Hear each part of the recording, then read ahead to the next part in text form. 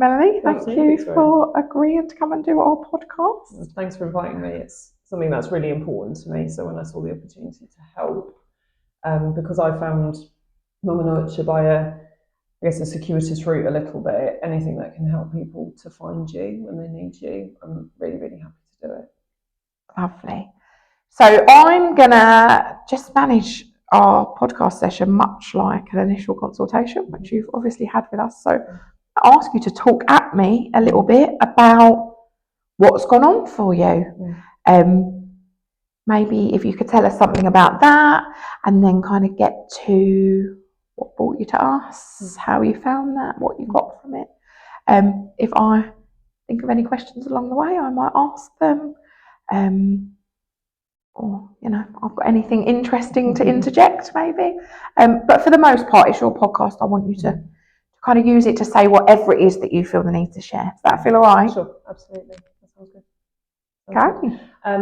So thinking back, I think the first thing I would say is that I'm a teacher myself, so I'm very aware of what we teach in schools and how we teach it, surrounding fertility and pregnancy and periods and female health. And I would say that when my husband and I wanted to start a family, I still, don't know about him, but I still was not clear about how difficult it could be. I think, especially because I teach teenagers, I spend a lot of time making it really clear how to not get pregnant when you're a teenager. Yeah. I do feel like things are changing. I've been through the Form Tutor process relatively recently in the last couple of years. I've seen more on there about, I didn't directly teach anything about pregnancy loss that I remember, but there's certainly stuff in there now about challenges to pregnancy. There's more stuff in there, but equally, I feel like there's a lot of work to be done there as well in how we educate young people about how it can be very different when you're a teenager and contemplating the choices that you're making and where they could lead to, and then when you're an adult and potentially looking to start a family, and things can be very different to how you'd imagined. So I guess it's been a big surprise to us to find that we've had quite a few challenges and have had to learn as we go along. So that's where we're coming from, really. So starting from the beginning, we had our first positive pregnancy test. I won't be able to give you a particular year, it was several years ago. Very excited. We had a planned trip to Germany. We were going to Berlin, so we went anyway. Didn't imagine that there was any reason why we shouldn't. And I'd just done my self-referral to the local service. And then as soon as we got there, it was that evening, it was pretty immediate. Found that I was bleeding. So called the service back home. What do we do? They said you need to get to a hospital. Went to an excellent German hospital and saw a lovely German doctor who was so compassionate, and her English was superb, and she was just wonderful and exactly what we needed in that moment, who had to give us the bad news that we'd suffered a miscarriage. So we came home and started to come to terms with that. And I remember making an appointment to see a doctor at my GP surgery. We don't you have a technical GP, don't you, a registered GP, but you see whoever you can see. So I remember seeing an older lady who, I think the doctor at the German hospital must have said to me, when you get back, because I said, what do I do? I'm away from home. She said, when you get back, make an appointment and see your GP. Someone must have told me to make sure that I saw someone. So I saw a GP in my practice who certainly met directly and made me feel like she didn't understand why I'd made an appointment with her. Okay. And trotted out the line that I really thought we were done with now, that however many pregnancies end in miscarriage, and really it was very early and I'm still young, I was in my 20s. So to kind of trotted those things out, that I'd known that people of my mum's generation had heard that messaging, but I really had thought we were done with that. But I was lucky, I felt resilient enough to kind of take that on the chin at that time in that moment, and we went on from there. Our second pregnancy, there were some kind of indications physically that maybe things weren't quite right, but there was nothing that really could be found about what might be going wrong, and that miscarriage happened at 18 weeks. So I was literally 2 weeks off my gender scan, my 20-week scan. I have to say that the doctor that saw us at the hospital, he was brilliant as well. He was incredibly understanding and compassionate. And the midwives that I had while I was there were very, very good as well. I know before we started talking, we were talking about just that need for people to stop and think in professional roles and have some, just have a moment to think, just to have a moment to think about how they're speaking to people. And I really felt like I was being looked after in that moment. And so that process was that was during COVID. It was maybe during one of the local lockdowns. It was definitely during a period where there were a lot of restrictions. They made sure that my husband could be with me whenever I wanted. They kind of lifted those restrictions because it was definitely a time where other partners were being restricted on the maternity ward, and they made sure that he was able to come and go, for which I was incredibly grateful. We're people who practice their faith, so the midwife there made sure that our local priest could come in and see us, and that was really important to us in terms of being supported and grieving as well. That really, really mattered. So there was one midwife in particular who understood that and made sure that happened. So it took a long time. A lot of that grieving process took place during those intermittent lockdowns. So that was September 2020 that we lost our little boy, Jude. We named him. Can I just jump in? So you've kind of referred to being on the maternity ward, yes. and the midwives being kind to you and allowing the priest in and whatever. Can I ask you, and I've got no desire to re-traumatise you or anything, if you're not comfortable to go there.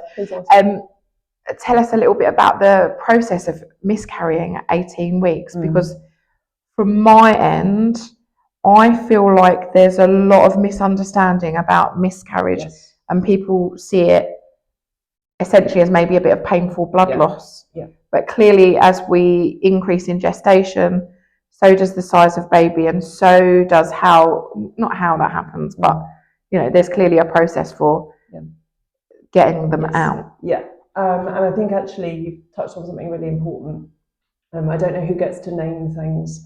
I personally found the term miscarriage at that stage difficult and misleading. I remember my husband saying to me, "What do I tell people? Because miscarriage sounds like something that happens early."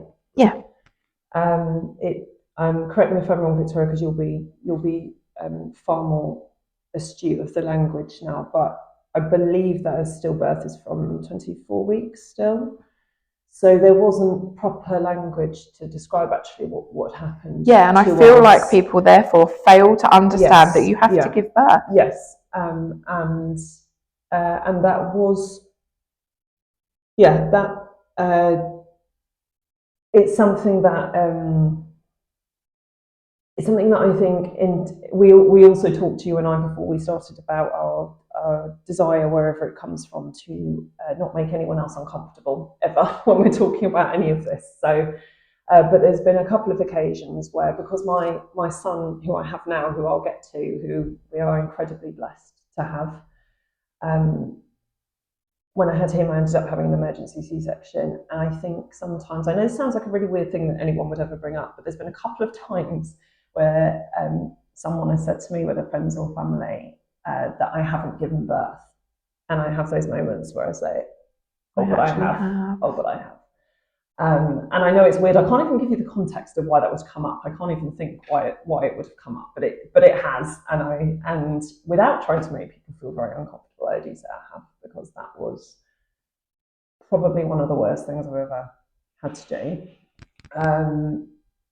The things I am very grateful for that I hope weren't just a one-off and that I didn't just happen to hit the right people, but I hope this is policy. And if it's not, I hope that this is something we sort out immediately, is that, and it will depend on the hospital setup, but in terms of the maternity wards, I guess now with retrospect, as soon as I came in with those horrible pains that I was having, it was very apparent to whoever was on duty that I was having a miscarriage.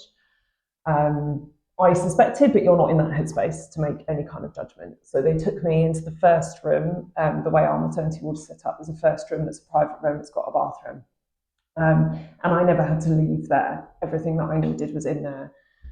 So what I didn't have that I hope this has changed. I've heard stories from older family members who ended up post-miscarriage on wards with women who had their babies with them. I hope that this is not happening anymore. But if it is, someone please take note and do something about it. So I was very glad that I couldn't hear. I think that was important as well. I was so far away, the way it's set up, I was so far away from the actual maternity wards that I couldn't hear any crying babies. I couldn't hear anyone else giving birth. Somehow the way that's set up worked. And even though what had happened and the baby had died, and I had this miscarriage. Again, the language around that, I find that very difficult, because there's been a few times recently where I've needed, for various reasons, to write down or say I had a miscarriage, and I don't really like that phrase either, because it kind of makes me feel like it was something that I did, and I really didn't. I feel like there just needs to be some other kind of language that enables us to say this happened, but actually it wasn't. I didn't miscarry. And your baby was stillborn, sleeping at 18 weeks gestation, in the same way others are born later. So one of the things that we regularly work with is the trauma that people are left with after having given birth, being told they're having a miscarriage and expecting a totally different experience. And given the language, it is actually of no surprise, is it? It's quite logical. People are literally expecting to, some blood loss and it's a vastly different experience to that. I've had a couple of older family members who are the generation above me, who had been, actually when I was growing up, as I became an adult, had been open about their experience long before I was having my own children. And I guess now looking back, they never told me how early the gestation was of their baby when they lost them, but looking back on how they described it, it was a blood clot. It was very, very heavy period and a blood clot. And so that's what I associated. I think that's what, like you say, what so many of us associate with the idea of miscarriage. It wasn't until I got to that point myself where I thought, but I'm showing. I've seen him on the scan. And you were nearly halfway through your pregnancy. And so if that baby has died, that baby needs to come out. So there were various options on the table. I don't remember the details of. I know that what we did in the end was kind of option one, and if baby hadn't been able to be delivered in that way, there would have been other things that needed to be done. I had to have some kind of medication in order to start that process. And what we did, which isn't, I wouldn't want anyone to imagine that I'm saying that there's right or wrong here. There isn't. You just have to somehow survive that awful ordeal and come out the other side of it. I made the decision that my husband had slept literally on the floor. There wasn't a bed in the room. He literally slept on the floor. Someone found him a cushion, but he literally had slept on the floor the first night, and it was taking quite a long time for the medication to do its job. And I sent him home. When the medication started to work and I could feel myself going into labour, they said it was about 2 a.m, and I sent him home to sleep. And they said to me, "Do you want me to call him?" And I said no. and I made that decision for both of us, and I believe that for us it was the right thing. If I explain why I did it, it's not that there is a right or a wrong. I made the decision for us in that moment. I felt like A, I needed him to sleep because he hadn't really slept the night before, and B, I needed one of us to have not been there in a weird kind of way. I needed him to not have to go through that with me, so that when I had gone through it, he could support me. And that was the right call for us. That doesn't mean it's the right call for everyone else. It was also a sign that I felt safe with the midwives that I had, that I felt that they would be the right support for me. If that hadn't been the case, I might have made a different decision.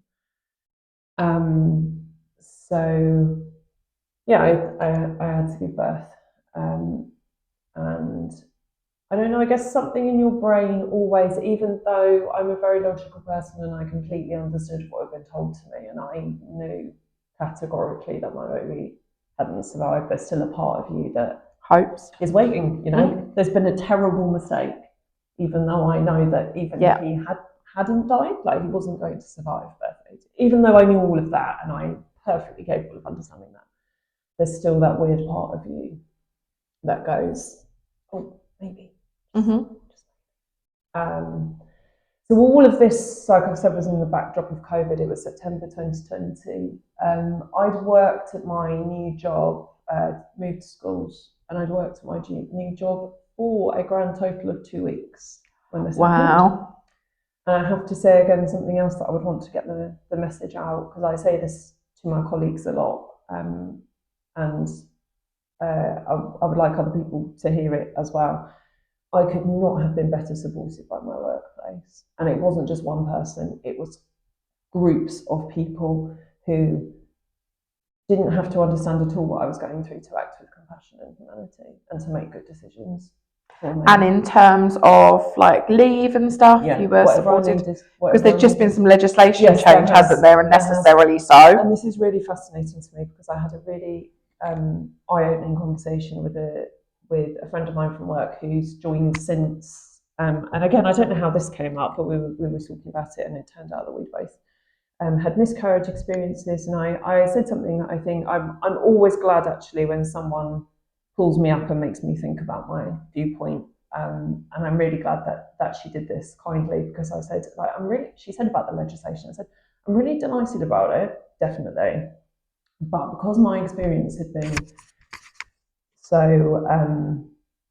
supported and so positive, I said, I'm just saddened that it needs to exist anyway. Like, surely employers, like, are giving compassionate leave, aren't they? And she said to me, it's not just about no, they're not.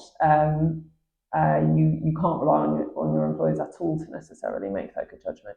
But she said also, and this is what really made me think, not everyone who has suffered this loss, or whatever it is that they're going through that they require that leave for, feels able to actually find the words to say, this has happened to me. Whereas what the legislation provides is for some language and for people to start that conversation. And I thought, actually, that's really insightful, and I'm really glad that you've said that to me. And I said to her, I'm really glad that you've said that to me, because I think I'm the kind of person, I was raised in a household where we talk about everything. My dad was a counsellor, like, everything was kind of out on the table. Yeah.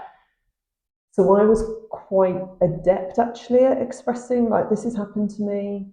This is what to asking for your needs to be met. Yeah. Yeah, whereas often people aren't. Yeah, and I think it was really important that even just recently, someone pointed out to me that not everyone feels able to do that in this legislation. Some people can't even recognise their own need, never mind ask for it to be met. Absolutely. But we've worked with people here that have had losses, you know, kind of almost right up to that 24-week mark, where they're expected back at work.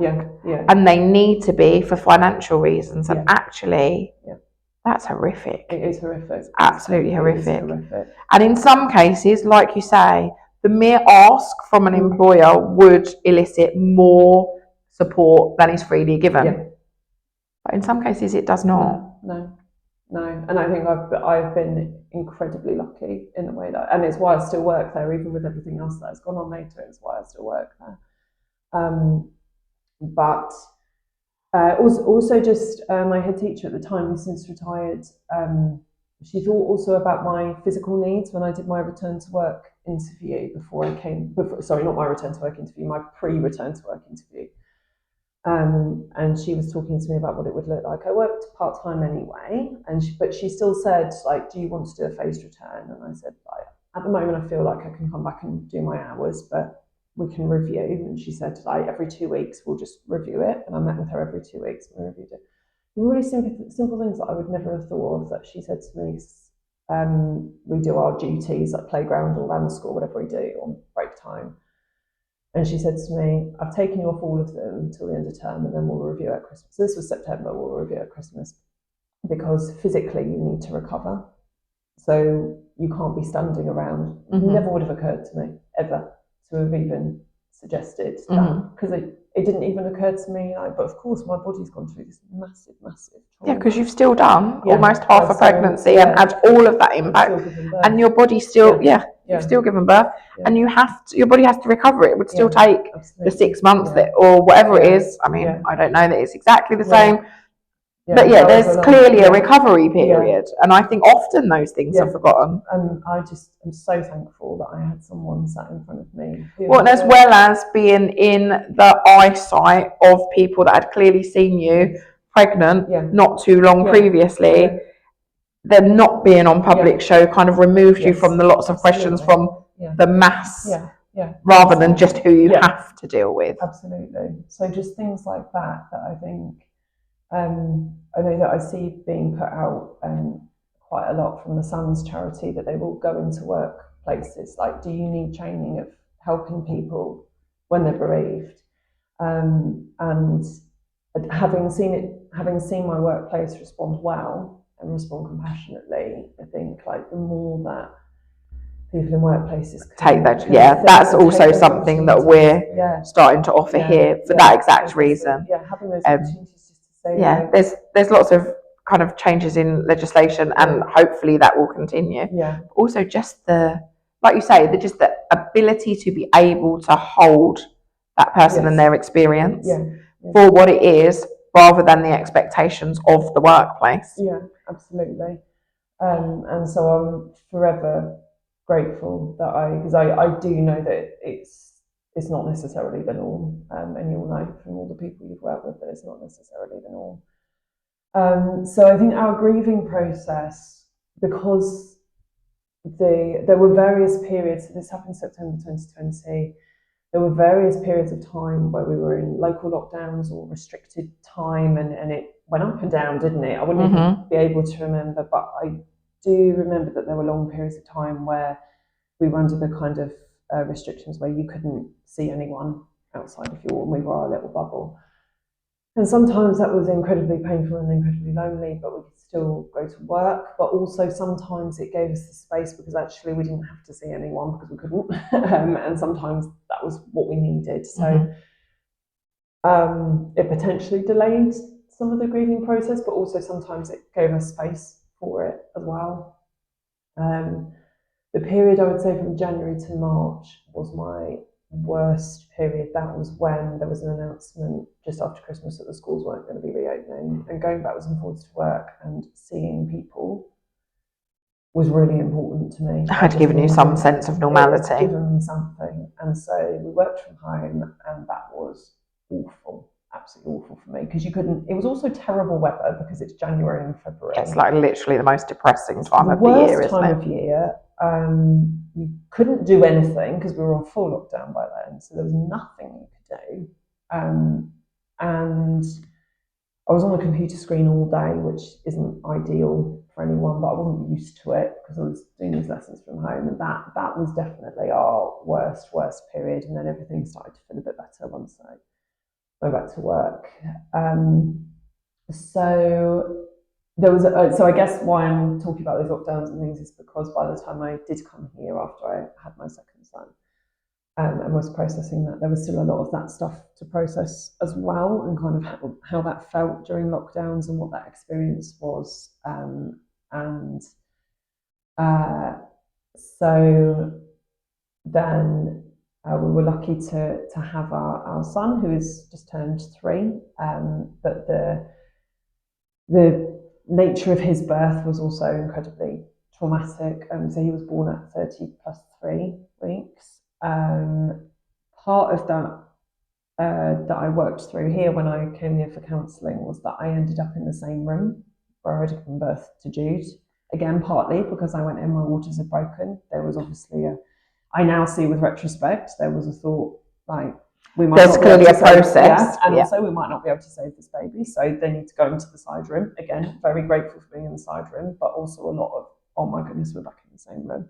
And what does that mean? Like we were kind of thinking already, like, because I know babies can survive and thrive at 30 weeks. And when we were on the NICU, we met babies that were a lot earlier. So I knew all that, but there was also part of me that was like, oh my goodness, we're in the same room. What does that mean? What are they thinking? It takes a while for anyone to tell. You don't know because everyone's figuring out what's going on.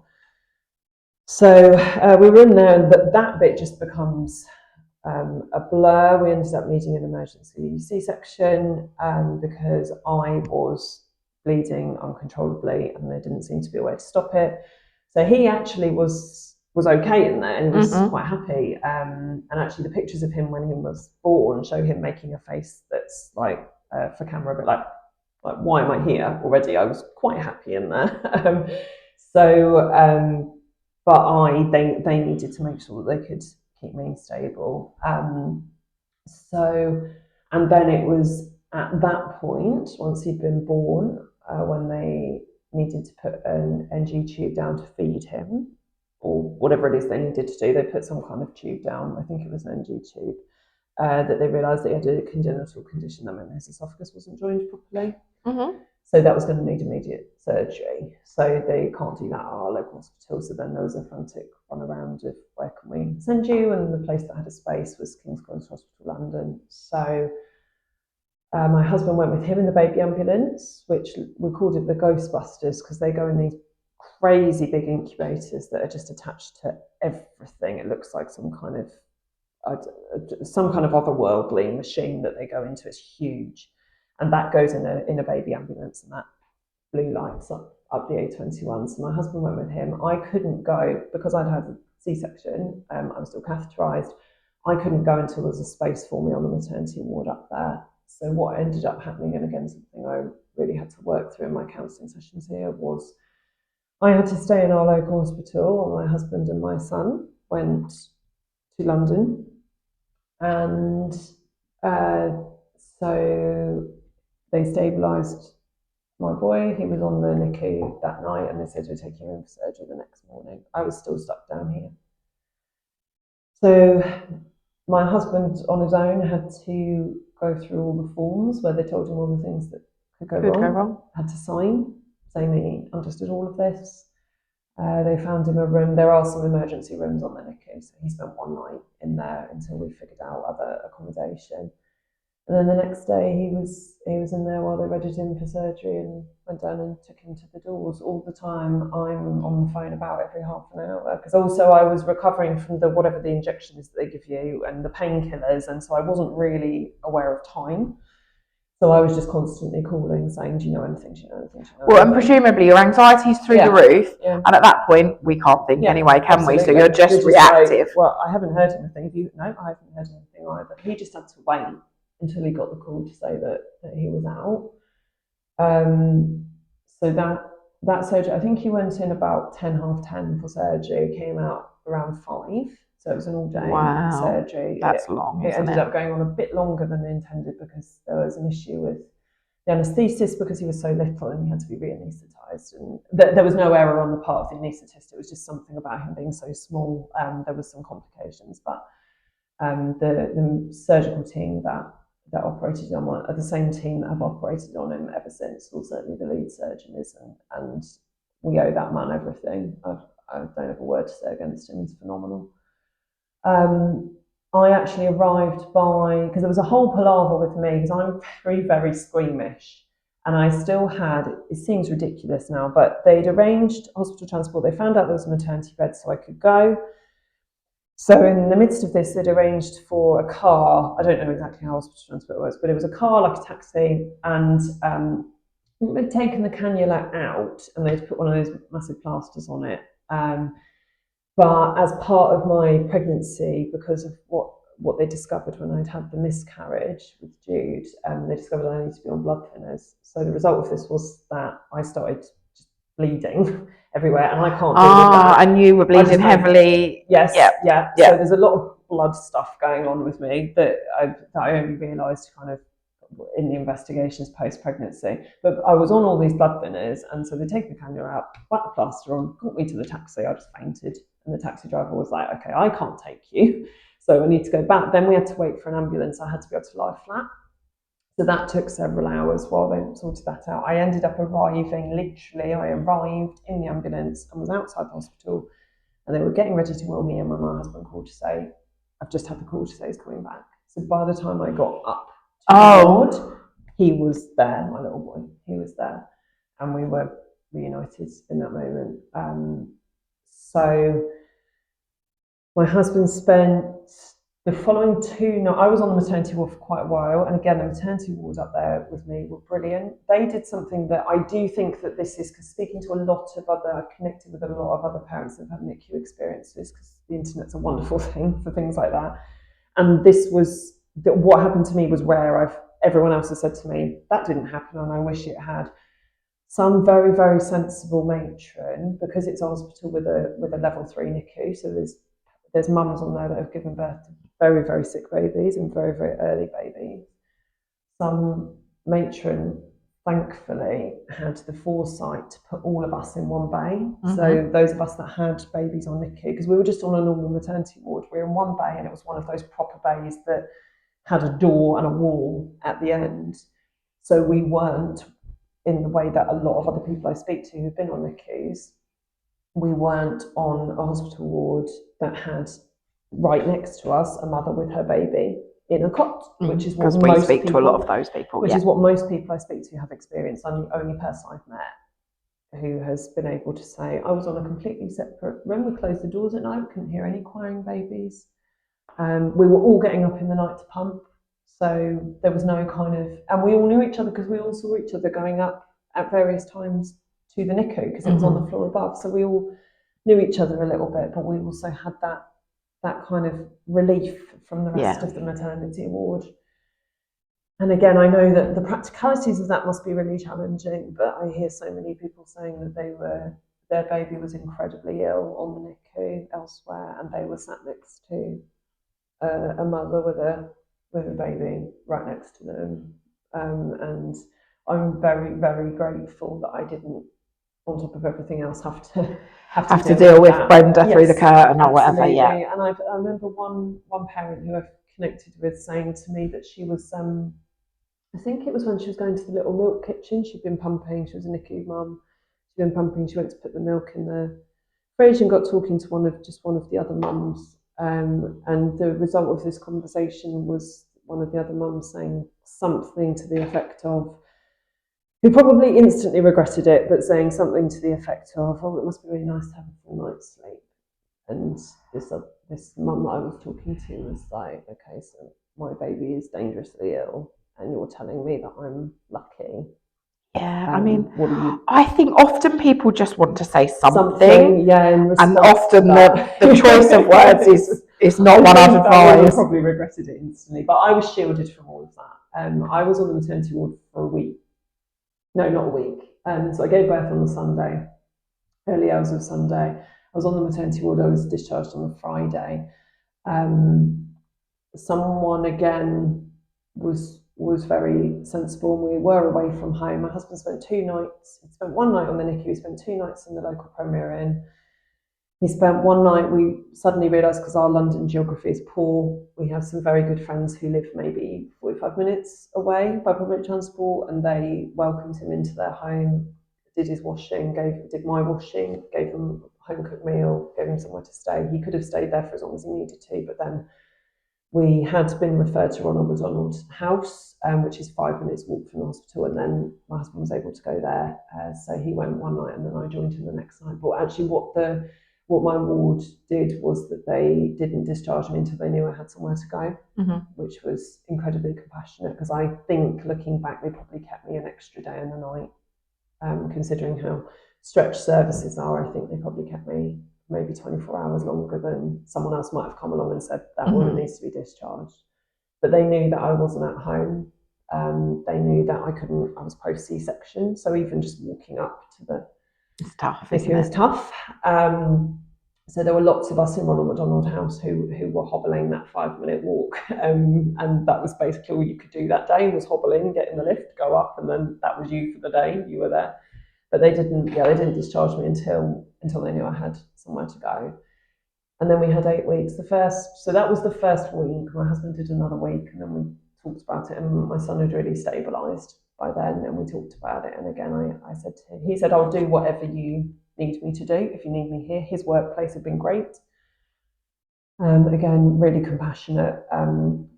Didn't take any of his leave as paternity leave. They'd put it all as compassionate leave, so he was able to take his paternity leave once we were discharged, and do it in a way that worked for us, actually, which we were really, really grateful for. So he said, look, I'll do whatever you need me to do. What do you need me to do? And I said, I think actually, like, now that he's stable, I know that you can get here. We know how to get here now. If it looks like there's any kind of problem, I will get you up here. I think if you're at home during the week, sorting the house out, we just left the house. We just abandoned the house. My waters broke while I was sleeping, so we just abandoned the house. We had cats that needed looking after, and people were being really good at stepping in, but we didn't know how long we were going to be there, and we needed a longer term solution. And we were very lucky that our son had really stabilised, and there was no immediate danger at all. And we were confident of that because we trusted in the medical professionals, and they were absolutely right. So he went home during the week, and he would come up at a weekend, and I stayed in Muma McDonald House. And one of the things I talked about when I came for counselling here was how one of the things I really struggled with was, and the counsellor explained it really, really well. She said that basically my maternity experience, my post-birth experience had been elongated, like a concertina had opened out, because I really struggled with the idea of, like, those first 8 weeks were completely abnormal. Like the first 8 weeks of someone who has a baby and then maybe goes home the next day, or even goes home the same day sometimes, depending on the situation. Those first 8 weeks are completely different to the first 8 weeks I had. And also because he was 10 weeks premature, those first 8 weeks, he was doing all his growing that he would have done inside, in utero, outside. So he wasn't even supposed to be here. So that whole, I think what I struggled with, which it really helped for her to kind of explain elongated, was that it felt like all the things that should have happened in those first 8 weeks, like meeting family members, starting to learn how to go out and about, all those kinds of things, didn't happen. I didn't have that. The one in that 30 plus 3 weeks of pregnancy that I'd had, the one session I managed to get to, and again, because of COVID restrictions still, it was online, one of the NHS sessions that I managed to get to that we attended, talked almost constantly about that golden hour when you're antenatal session. Is that sorry? Yes, that's sorry. okay. What did I say? Well, you just hadn't explained what session, and I was like, hang on, antenatal. That's what she meant. So that was the first one. The only one we managed to go to, and it was like in a group. Well, because actually they don't advise the antenatal classes too early, do they? No, like between 30 and 36 weeks or something. So we got one. And that one talked, almost consistently about breastfeeding and how important it was, and the golden hour. When you presumably you got neither. Nothing. No. So all I could think about was, oh my goodness, I haven't. I've failed at this already. Yeah, already. My body has I've since post 2 miscarriages and trouble conceiving as well, and now it just felt like my body had just completely failed in every possible way. I was furious with my body in so many ways, that it really felt like it had let me down. And we didn't hold our son until 3 weeks after he was born. So, and even then, someone has to hand him to you around all these wires, and they're so tiny they go up your shirt, so you can do the kangaroo care and kind of give them the hormones that they need and everything good that comes from that I learned in the antenatal class, how important it was, and it took 3 weeks for us to be able to do that.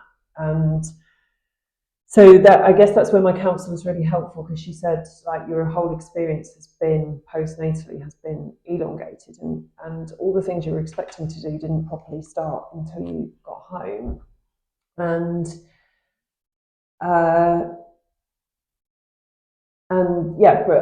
how important breastfeeding is. And I'm not down on breastfeeding. Absolutely, I totally understand how important it is, and I also totally understand that you need to get the message out. Like, there's all sorts of reasons. Let me start again. I had a really good consultant, because I really tried. There also has to be alternatives. Yes, I tried really, really hard. And I had a brilliant consultant he'd worked. One of the things we bonded over is I have a friend who has a strong connection with Uganda, and she's a very good friend of mine, and he'd worked out in Uganda, and as soon as we learned this, I felt a real bond with him, and he was such a brilliant consultant. And when we decided, we just had to pack it in, because I couldn't, what was needing to happen was I was needing to pump every 3 hours, and my supply was going down. I was really struggling. One of the other ways I felt like I was failing, I was supposed to wake up every 3 hours in the night. Now, anyone who knows me knows I am not a person to wake up in the middle of the night. Like, that is not my thing. I can't do that. I really struggle. I was sleeping through the pumps, so my milk supply was going down. So I was trying to keep the milk supply up, also trying to actually breastfeed during the day to try and he couldn't. Well, and be with your baby in the NICU and all of this. Also, from what I know about breastfeeding, and I'm no expert, but lots of the stuff says, it's all about, isn't it, oxytocin and all this positive love hormone and whatever. And whilst I'm sure that you were entirely in love with your child, you were not having this positive little love bubble experience, were you? And I imagine that has a massive impact on supply. Absolutely. And what he said to me, I think, was really helpful, that I would want anyone else to hear as well if you're struggling with this. I think, first of all, I know there are actually rules about this, because when you see adverts on TV for formula, it always says in the terms and conditions, breast milk is best for babies, only use. So there seems to be some kind of rule that means that you actually aren't allowed to advertise. If you ever notice formula adverts, they're always for 6 months plus when it comes to weaning. Mm-hmm. You're not actually allowed to advertise newborn formula, because it's considered to be going against breastfeeding guidance. And it always says, it really irritates me, because it always says, remember, breast milk is best for your baby. And you're like, that's great. What about those of us that can't? And what this consultant said, I'm going in two different directions here. So one thing I wish was possible, but I think there are restrictions against it, is I wish in that one session that I'd been able to attend of antenatal classes that someone had said, if you can't breastfeed, formula is perfectly safe. Mm-hmm. I wish someone had said that, because it's not that I thought it was unsafe, but again, I felt like I'd failed. I sat there one day and I think because we have like a really low percentage of breastfed babies in this country. So I think that you kind of understand, don't you, like the bigger picture and the whatever it is, philosophy behind certain campaigns. I think there's a really hard push for breastfeeding because there are so many people that just aren't doing it. And then there's people like yourself who need some that cannot actually need to feel okay about that. And that's need some further information, a problem. Actually, definitely. And I had this brilliant consultant, sorry, I jumped around a bit there.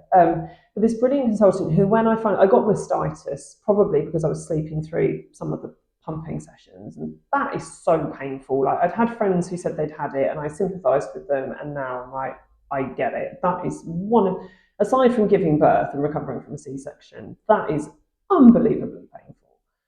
And that was the point where he happened to be the consultant on duty that day. And I said, I just think I have to stop. I can't do this. And he was brilliant, because he said to me, like he was saying about the oxytocin and things like that, he said that what you need to remember about some of this messaging, exactly what you said, Victoria, is that it's about spending the time with your baby. Now, if breastfeeding for you or pumping or whatever is becoming incredibly stressful, that's not good for your baby, ultimately. If you can sit with him and have him on you and feed him a bottle and you're happy and he's happy, that's having the same effect. And he said, think about it this way. You can sit and bond with your baby while you're giving him a bottle. Someone else might be sat scrolling, but saying, oh, well, I'm breastfeeding, so my baby's getting everything that they need, and not engaging, not talking to him, not kind of giving off those hormones. And I think analogies really helped me, and so that really helped me to understand that. Because you do feel like you failed with all of that messaging. You do feel like, okay, and as someone who had already felt, like I said to you, that my body was just failing me on a daily basis, this just felt like the last straw. Yeah. And he was the person who really gave me permission to say, I've really given this my best shot here over the last, I think, out of the 8 weeks he was in hospital, he ended up on formula in the last week, and then obviously he was on formula after that. But I'd really tried those first 7 weeks. I'd done everything I possibly could, and I was exhausted and stressed by it.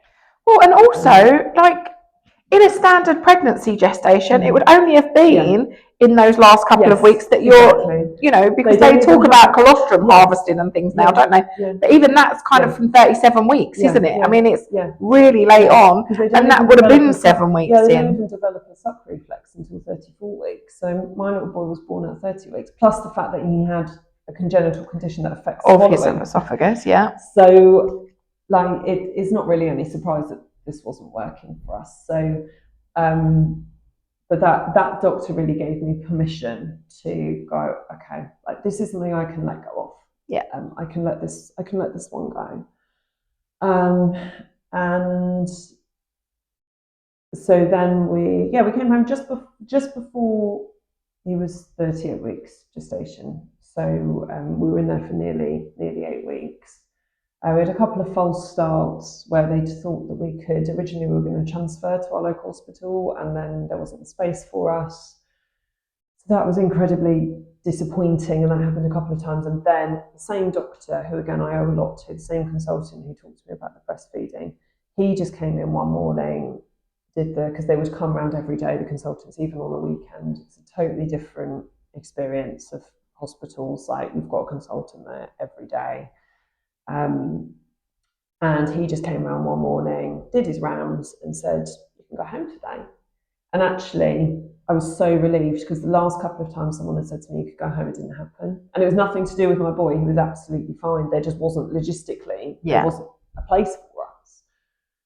And he just went, right, you can go home. We've got him. We'll look after him. You get on the train, you go home, you do what you need to do, come back with a car seat, and you can take him home. And actually, even though that was one of the most chaotically joyful days that we've ever had, because there was, on that day, in those weeks, a national shortage of car seats. So we went to multiple Halfords, and it was all a bit farcical, really. But we got there and we got him home.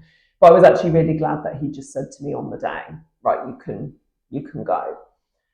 And what I hadn't, this is all a very long way, sorry, of getting to how I got to you, but I guess you need that context to understand, like, what place I was in by the time I got to you guys. And especially because I was in 2 different trusts, and it's also partly my personality, and also your mum instinct kicks in.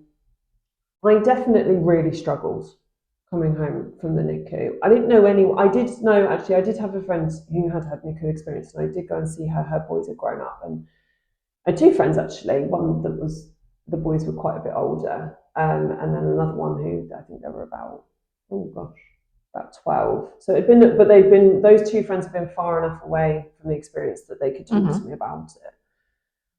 So I did seek them out.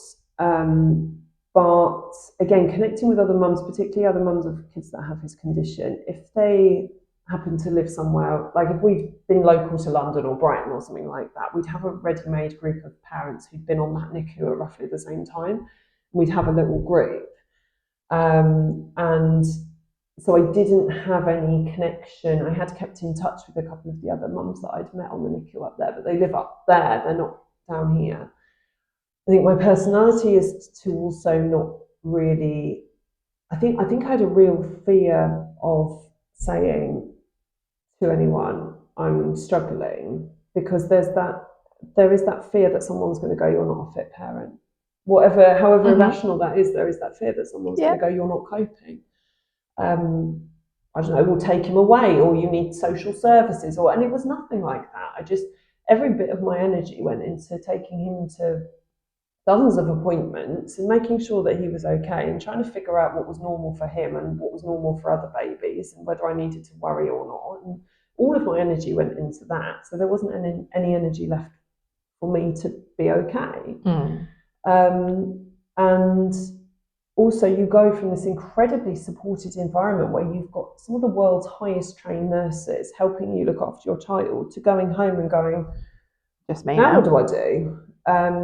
And even other parents, we had a couple of friends and family who'd had babies before that who said that when they brought their kids home after a usual birth, when, oh gosh, now what do we do? Yeah, absolutely, because some of it's normal. Yeah. And some of it's normal and exacerbated by your so it was that times previous experience. Because then we're like, hang on, where are these highly trained nurses who are going to point out to us if something's not right? So the anxiety that we were living with was really, really heightened. And I'm not sure if I could even define, when I say I was struggling, I'm not sure I can even define what it was. I didn't go to, I'm very lucky that I have a really good support network of friends. Not all our family are local, but I've got a really good support network of friends who'd had babies relatively recently, but not at the same time, which I think really helped me actually, because I wasn't comparing my child to anyone else, but they had toddlers, like they'd had them recently enough that they were still very much, some of them were still on maternity leave, which really helped. And I could just be. I went twice to a baby group, which was a lovely little baby group. It's nothing against the group at all. I went twice, and it just wasn't the right place for me. I found that every innocuous question, I needed a long explanation, like, oh, how old is he? Oh, he's quite small for, oh, well, actually, and then again, and then of course, you're telling a complete stranger your life story, and they don't know how to deal with that, and they're like, oh, okay, I'm just going to go and see what my child's doing over there. Like, no one knows how to respond to that. And then the next time I went, he was coming up for 6. I thought, I'll try it again. I'll prep myself. I'll try it again.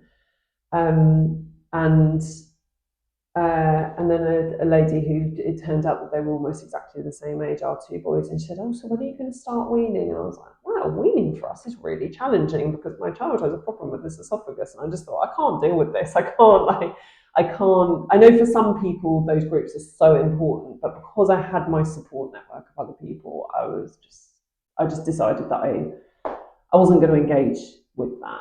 And that was the right decision for me because I had other people around me. But there were just lots of little moments where I just thought, I feel like I need to be able to talk through what's happened to me, because also I'm very aware, like, this isn't the first traumatic thing that's happened to me in my life. When I've sought counselling before, and a lot of it was based around the fact that it's really hard to effectively traumatize the people you love. Like, you don't want to do that by telling them this is this thing that's happened to me. I don't know about other people, but I found I was really holding back from telling what had happened, and things like we've spoken really openly about the birth when we lost Jude, and even just talking about the things that happened with the surgery after our son was born at 30 weeks, and really upsets people, and you don't want to upset the people that you love. So they have kind of an overview, and then you need to go somewhere else and say to someone that's where counselling is so important, I think. And I said to you, my dad was a counsellor, so I grew up in a household where counselling was recognised as an important thing. I always remember him telling me as a young child when he was training that he was really open. And I remember him telling me that one of the prerequisites for his course was that you had to be in counselling yourself while you were training.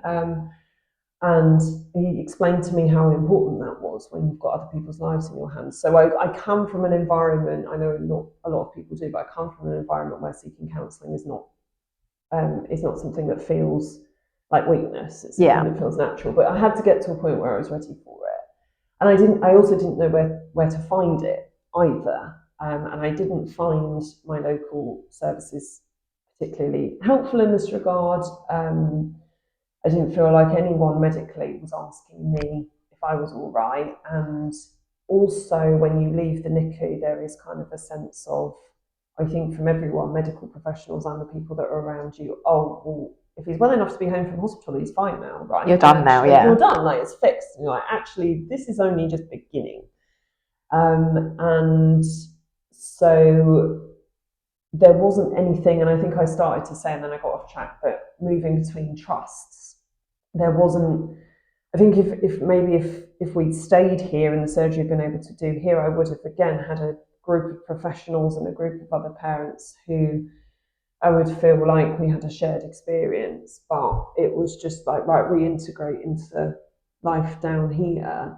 And there was nothing in place for transferring me because I wasn't a patient. He was the patient. Everything for him got transferred, but there was nothing about how do we transfer someone. And then there was just a sense of, right, you can go home and you're on your own now. You figure it out, which I felt like I was failing at that. I felt like I couldn't figure it out. I didn't know how to deal or with even did you even know what it was you had to figure out? It's that thing, isn't it? Like, for me, just off you go. And I think everyone else is just so relieved that you're home that there's just this presumption that everything's okay now. And in some ways everything was okay now, but in other ways, like I wasn't. Yeah, I mean, I feel like I spend a lot of my time here kind of explaining to people that just because you get somewhere doesn't mean there's no impact from the journey, 100%. And that is still there. However, however much of whatever you wanted, you have actually got. Like nothing's ever going to take away everything you've been through to get there. 100%. And one of the parents that I'd stayed in touch with, actually, she lives up. King's was her local hospital, and I met her and we stayed in touch, and she's become a really, really good friend.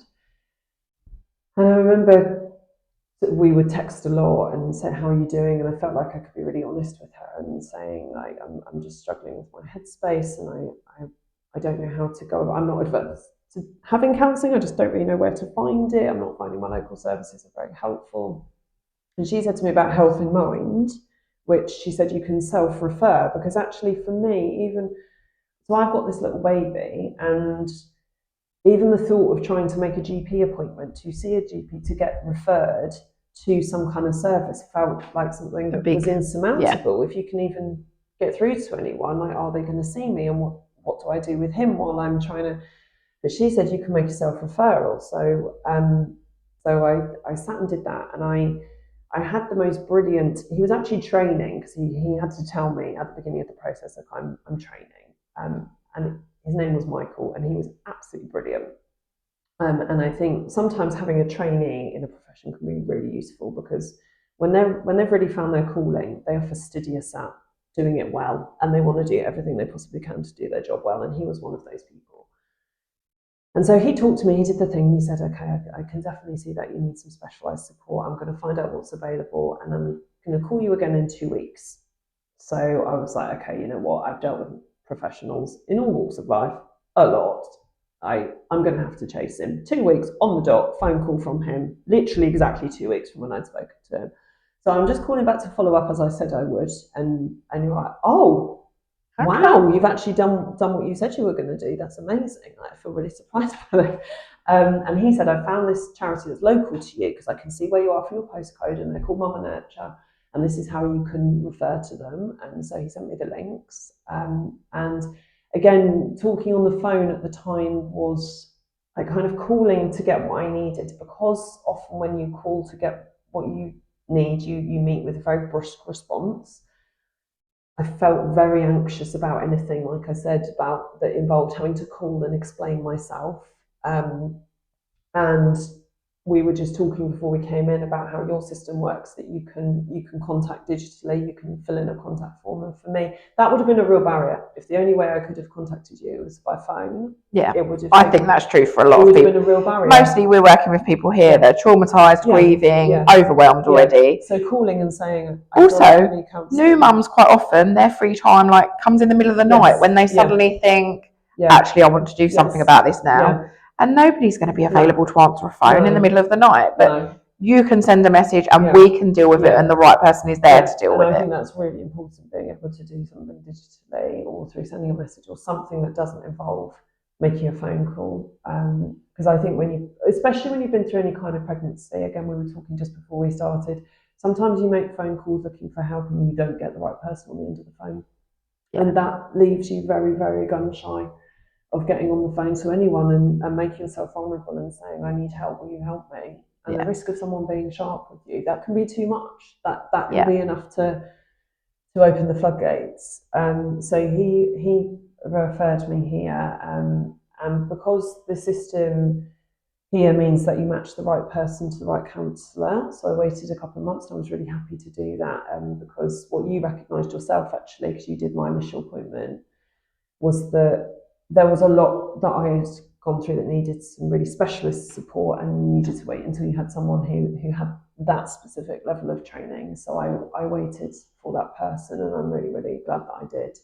And I used to come here with a fantastic person who childminds, who has my son right now, who I trust completely. She would have him for a couple of hours, and I would come here once a week.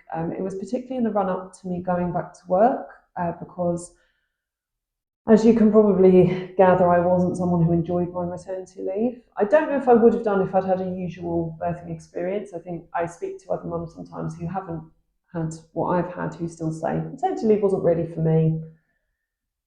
I just wanted to be able to do something else as well. Yeah. I really felt like I wanted to get back to work. Again, I'm in the position where I work part-time. I'm a teacher. I get holidays. It's not like some of my friends who've gone back full-time, not knowing when their next annual leave is. Like, it's quite, so I was sending my son to nursery 3 days a week for 6-week chunks. So that's a very different, when I talk about going back to work and being the right thing for me, that's very different that's very specific to my profession. Because I know I've always got a week's or a 2-week or a 6-week holiday coming up. So I know I've got that dedicated time with him. So, but I felt myself like I needed to be able to work through some stuff here with dedicated support before I could contemplate being someone that both worked and was a parent.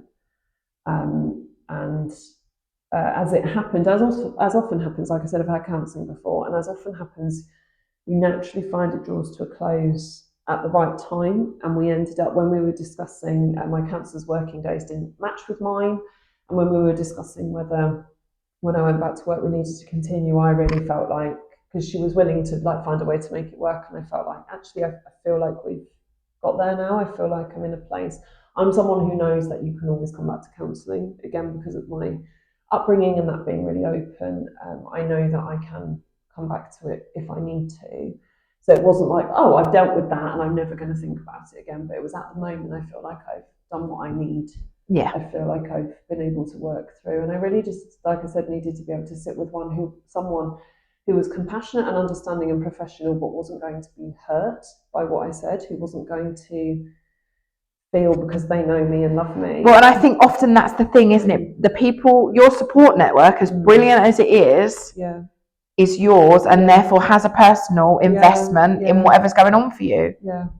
They are hurt, and they're invested in what's going on, and therefore the response you get from them is not always what you need. Also, because we all do have this desperate desire to make sure that no one else is hurting,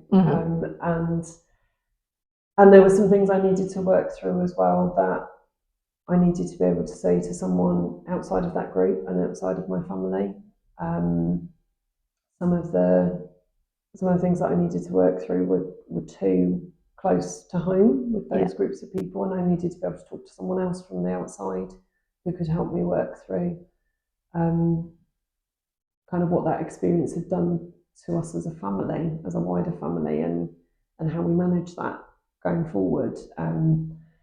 So all of those things that I've kind of talked about in my experience, I guess maybe why I'm a useful person to hear from is because I've had on your umbrella, under your umbrella that I've got here, and I fall into quite a few of those categories, actually. Well, I think that's quite normal. So some of the reason that we support everybody under the umbrella, whether they're trying to conceive, new parents, and whether it's kind of current or historic, all of that is because there's a lot of services that are set up to service one area of that. And actually, if you suddenly jump from one lane to the other, you're no longer applicable for the support. And actually, like, there's really something to be said for continuity of care for a bit of hand holding that says we're not going to let go of your hand if you know, we're here to support baby loss. We're not going to let go if you suddenly get pregnant, or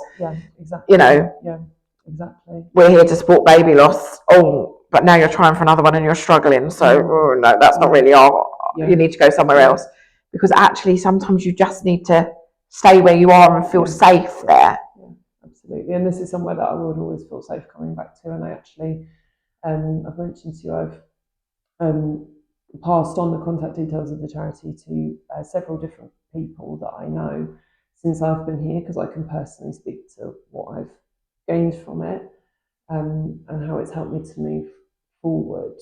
But I think doing things like this is so important, because word of mouth relies on the right person at the right time saying, oh, I know something that might help.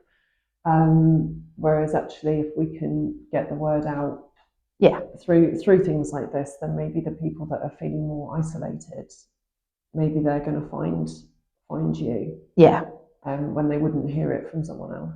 Well, and that would be the eventual aim, that everybody that needs us knows we're here and can, access the support that they need.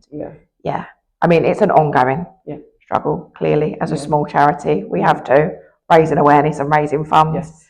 And I think to some level that will always be the case. But it's much easier if people find us when they need us, rather than there's a significant time delay and actually their needs have exacerbated.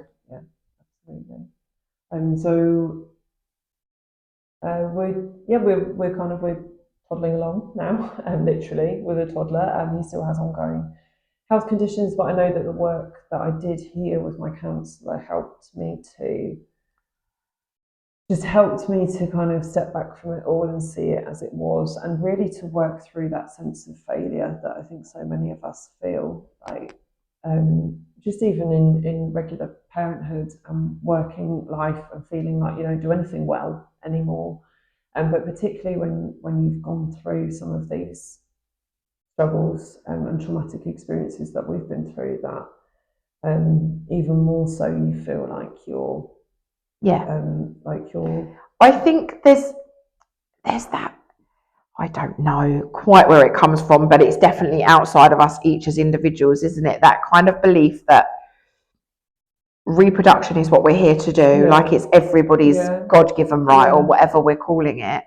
And actually, if we're unable to do that easily and capably, that somehow we're left with this feeling of failure, and that can take root and play itself out in all kinds of other things. I think that comes back to full circle to what we talked about at the beginning, that there's still a lot of work to be done on language, because we still have language that places responsibility on a woman.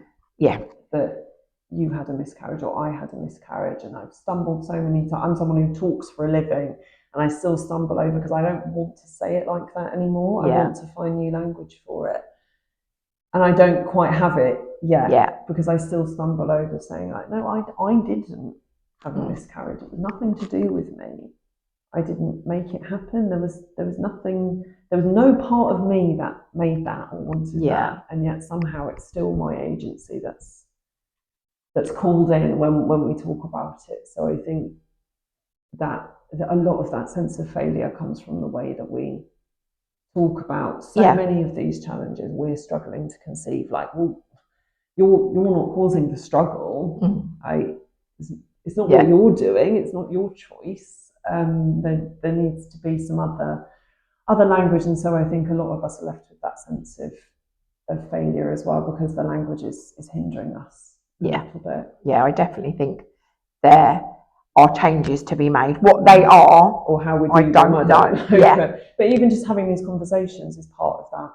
Absolutely, because somebody somewhere might have a really clear idea, actually. And if they can, it would be great if they could reach out and we could start to share that knowledge and that understanding of how to talk to each other about this, and how to support each other.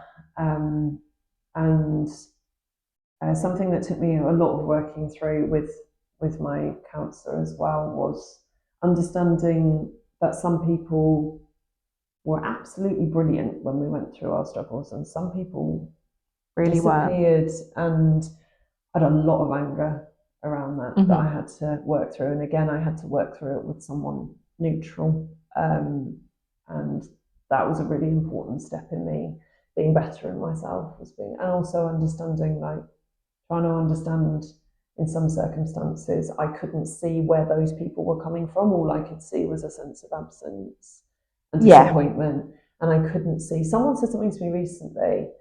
No, it was on a podcast. That was it. I was listening to a podcast, and they were talking about something else, but they were talking about grief, but not this kind of grief specifically.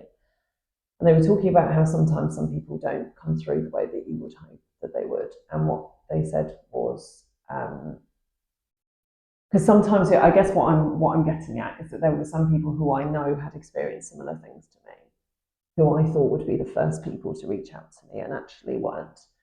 And what they said on this podcast was, sometimes people are giving you all that they can give you because their own grief is then holding them back. And I thought, and I only listened to that recently, and it reminded me again that I wasn't, in my own disappointment and pain and grief, I wasn't able to see that for some people they had to keep their distance because they had to protect themselves. And like, I think we live in this world where we think something has to be something or the other, where there can be more than one truth. Yes, absolutely. Because your response is totally valid to that. Do you see what I mean? But when we speak about how sometimes the responses that we're given don't meet our needs at all, and sometimes they can actually be quite damaging. Sometimes the best gift someone can give us is their absence, because actually sometimes that is more helpful than how they might be were they present. But sometimes we're so busy worrying about what we're not getting, we're not thinking about what we might be getting. Rightly so. Like, I mean, you're deep in the depths of your grief, and you've, there's lots of grief to be had, isn't there, with a kind of premature birth experience. There's, you're grieving the end of your pregnancy, you're grieving, like, all of the things that you've discussed, like being able to just rock up at a baby group with, this is my 6-week-old, or whenever we start going, and this is how much they weigh, and this is what happened, like just straightforward answers to questions and all sorts of things. And maybe the absence of some of those people at some of those parts of that journey might have made that easier for you. Yeah, that's really interesting. And I think that's the kind of thing that it really helps to talk to with a professional who is trained in this field, and specifically the counsellors here are trained in these particular areas, because there's a whole mess of stuff that needs to be worked through there, isn't there? And there's a whole mess of responses people have that are totally not okay. And you need someone to help you kind of work through that, and like you said, to acknowledge that both your response is valid, and also that it's okay to be hurt by it, but equally that you can start to recognise where they might be coming from, and all of that stuff can coexist. Absolutely. You need someone to help you through figuring that stuff out. We've been going for a good hour. Do you feel like there's anything else you want to cover, or do you feel like we might be done? I think all I would want to say more generally is another thing I heard recently. I don't know if I heard it or read it. I hear and read so much stuff that I forget. But someone said something really profound, because I think sometimes the advice that's given, and you see it on these little tweets that get shared and things, don't you? Is, if you're struggling, reach out. And I saw something recently that said, we can't keep putting pressure on the people that are struggling to be the ones that reach out. Instead, be the person that goes, I can see that you're struggling, how can I help? And I think that was such a good way to, yes, I would always say, please reach out, but a lot of us are not in a space where we can, or we can't see the wood for the trees, or we don't know. And I was so grateful that I had my friend up in London who, through my messages, could see that I wasn't managing, and said to me, this is a route you can take. Have you thought about this? This is a route you can take, and gave me all the steps. So I didn't have to do anything for myself. So I think I know that a lot of kind of very well-meaning advice says to people in this situation, so anyone who's watching or listening, oh, reach out to Muma Nurture. Actually, I would probably say the opposite. If you're listening to this, be the person that goes to your friend or sends them this link and says, I heard about this, or I've used this. This might help. Yeah. Here's a contact form you can fill in. You don't need to call them. So maybe be that person rather than worrying about being the person that in the midst of it needs to reach out to someone else. And do something else and take some more responsibility. That's exhausting. Being the person that says, I'm finding this really hard, can you help me?